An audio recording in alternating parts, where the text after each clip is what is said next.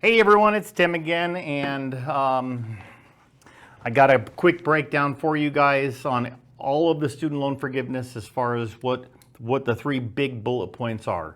Bullet point number one is going to be that the forbearance plan for student loans is going to end now December 31st. It was scheduled to end, I believe, at the end of this month, the 31st of August, so now it's been pushed to December. So it looks like it was just pushed right after the midterms. He definitely didn't make it sound like he was pushing it though. He didn't even try to take credit for that, which is awesome. There's only like 2 payments. Number two, the big one is we're going to get a $10,000 student loan forgiveness unless that person also received a Pell Grant. Well, what's the purpose of that, you might ask? Well, the reason why he's looking at the Pell Grant is apparently you have to be low to moderate income in order to have qualified for one of these grants. So if you were low to moderate income, meaning you got a Pell Grant, then you'll get $20,000 forgiven of your student debt, as long as you're making below $125,000 per year.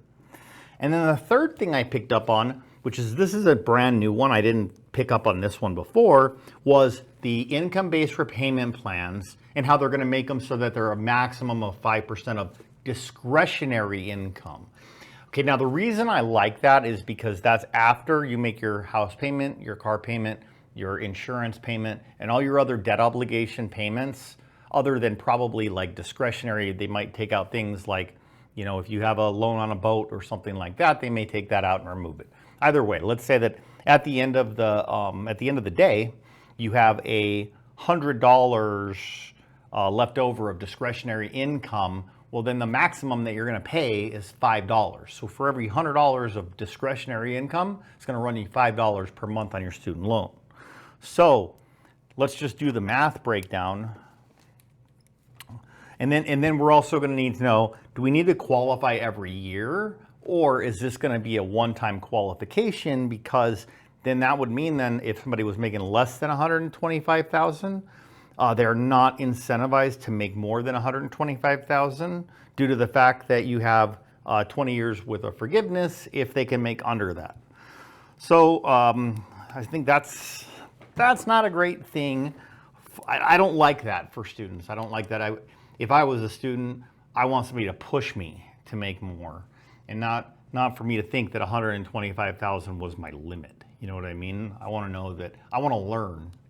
I did learn, and I want everybody to learn that the earnings can be way more. In fact, it's unlimited. It's up to us how much we're going to make. All right, so other than that, so you got the 20 years forgiven, 5% of the discretionary income on your income-based repayment plans. I think everybody is pretty much going to qualify for that. Again, he did mention qualifying for a mortgage, so we're going to have to find out from Fannie Mae and Freddie Mac if they're going to allow us to use the income-based repayment plan after this thing has been kicked in.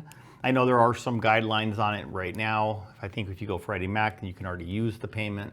But I'm sure we're going to see some different reform around that, because as far as what he just mentioned was that the buyers were having a hard time qualifying for the mortgage. Let me give you an example. If a borrower had the $20,000 in student loan debt, okay, $20,000 times 1% equals $200 per month, right? Times 1%, yep, so it's $200 per month. Okay, so that's how much money gets taken away from the ability to qualify for a home. Let's say that your taxes and insurance are $200 per month. Well, now you're qualifying for a lot more home if they can reform this a little bit more, and if somebody just gets the 20 grand forgiven. So as far as the mortgages are concerned, it is going to be easier to get a home loan as long as they can get with Fannie Mae and Freddie Mac to get some of the updated guidelines. And then you always have FHA and VA as well. I have a feeling VA is going to stick with what they got. FHA may change a little bit though. to reflect that. Other than that, guys, it's really it. Kind of a small update.